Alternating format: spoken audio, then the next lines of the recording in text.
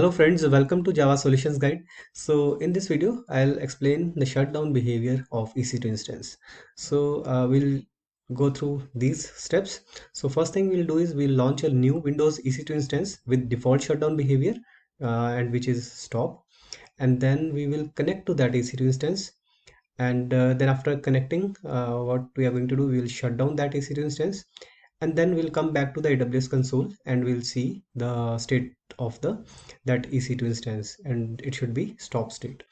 And then next what we are going to do is we will change the shutdown behavior of this EC2 instance from stop to terminated, because as we discussed that the default behavior is stop. So now we'll change the behavior to terminate, and then again we will start the EC2 instance, and then again we'll connect to that EC2 instance, and then again we'll fire the shutdown command, and then again we'll come back to the AWS console and see the state of the EC2 instance, and it should be terminated this time. Okay, so now let's get started and go to the AWS console.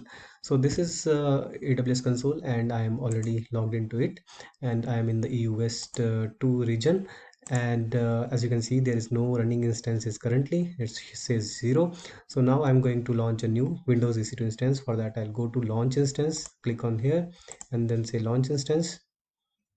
And because we need to launch a Windows EC2 instance, I'll choose Windows AMI. I'll select this, and instance type I'll go ahead with the T2 micro only, which is free tier eligible.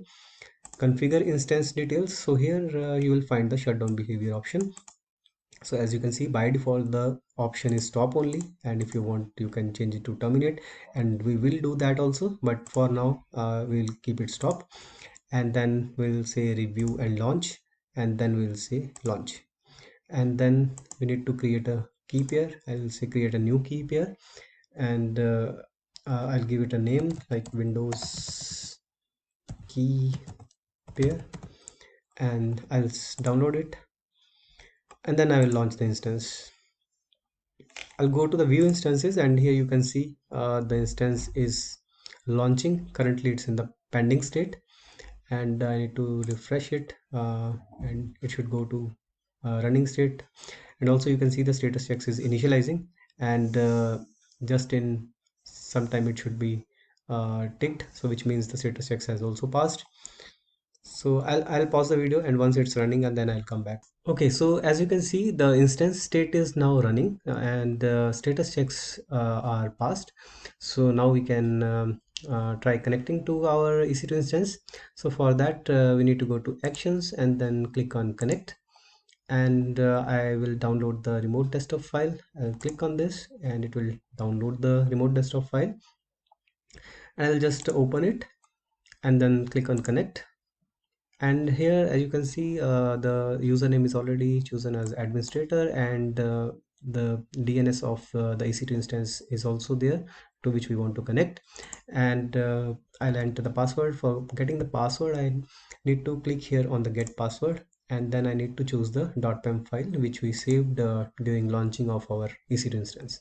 So I'll select this PEM file, click on open, and then say decrypt password, and then just copy this password, close this, and put it in the password, and then say okay, and then say yes.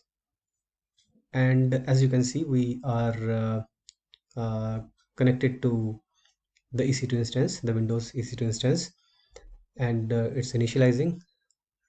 And now what we are going to do is, once this EC2 instance is initialized, so we will shut down this EC2 instance, and then after shutting down this EC2 instance, we will go back to the AWS console, and we will check the state of the EC2 instance. Now because the shutdown behavior we chose while launching the EC2 instance as a stop, so which means that after shutting down this EC2 instance, the instance state in the AWS console should reflect as a stop. Okay, so now let's shut down this EC2 instance. I'll go to start, and then I will say shut down and continue, and it has shut down the EC2 instance. And now let's refresh on the AWS console, and as you can see, it's in the stopping state now, and in some time it will move to the stop state. So I'll refresh it again. It's still in the stopping state. Yeah, so now it has moved to the stop state, so which demonstrate that when the shutdown behavior of your EC2 instance is stop, and then if you shut down your EC2 instance, the instance will move to the stop state. Now what we are going to do is we will change the shutdown behavior of this EC2 instance. So for that, for changing the shutdown behavior, what we need to do, we need to go to actions, we need to go to instance settings, and then we need to go to change shutdown behavior. So here the shutdown behavior, as you can see, it's stop, and now we will change it to terminate, and then we'll say apply, and the shutdown behavior is changed. So you can see the current state is stopped, and in the stop state we can change the shutdown behavior, and even if the instance is in the running state, still we can change the shutdown behavior. So now what we'll do next, as a next step, we'll start this instance again. So we'll go to instance state and we'll click on start. So let's start this EC2 instance again. So it's starting, so I'll pause the video and come back once it has started. Okay, so as you can see, the instance is now in the running state and the status checks are passed. So we will try to connect to this instance again. We'll go to actions and say connect, and I need to download this remote desktop file again because we have restarted the EC2 instance, and whenever we restart the EC2 instance, it gets a new public IP address.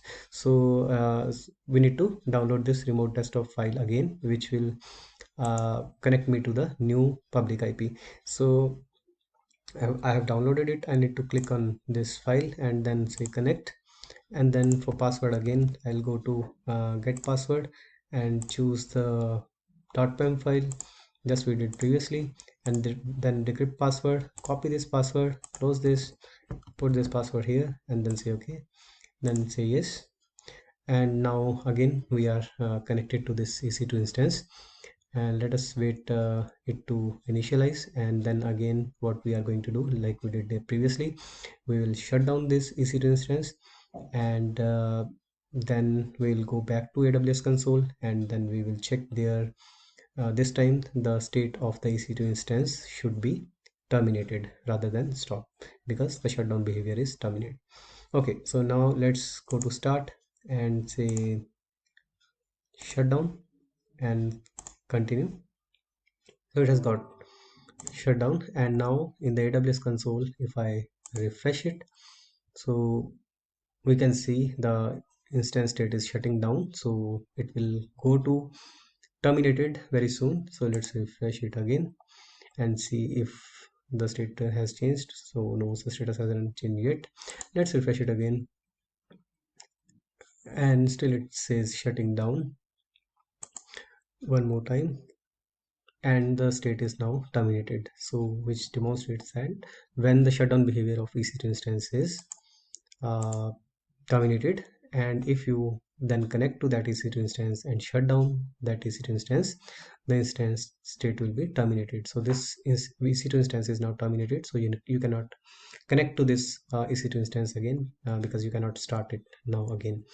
So also you need to know that this shutdown behavior works when you shut down your EC2 at the operating system level only. Like we connected to our EC2 instance, and then at operating system level we shut down that system.